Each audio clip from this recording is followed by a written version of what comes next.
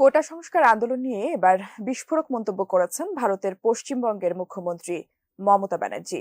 তার সাম্প্রতিক এক মন্তব্যে প্রতিবাদ জানিয়েছিল বাংলাদেশের পররাষ্ট্র মন্ত্রণালয়। এরই পরিপ্রেক্ষিতে মমতাকে কড়া বার্তাও দিয়েছিল ভারতের পররাষ্ট্র মন্ত্রণালয়। তবে সেই ঘটনার ২৪ ঘন্টা পার হতে না হতেই মোদী সরকারকে পাল্টা হুঁশিয়ারি দিয়েছেন পশ্চিমবঙ্গের এই মুখ্যমন্ত্রী। প্রশ্ন জাগছে, কি এমন বলেছেন মমতা? জানাচ্ছেন শেখ ফরিদ। এবার কোটা ইস্যুতে বাংলাদেশিদের আশ্রয় দেওয়া নিয়ে নিজের মন্তব্যে অনড় থাকলেন পশ্চিমবঙ্গের মুখ্যমন্ত্রী মমতা ব্যানার্জি। মোদী সরকারকে স্পষ্ট জানিয়ে দিয়েছেন, তিনি যা বলেছেন ঠিকই বলেছেন, জেনেই বলেছেন।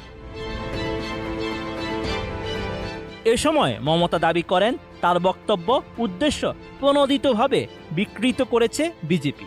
নিজের মন্তব্য থেকে কোনোভাবেই পিছু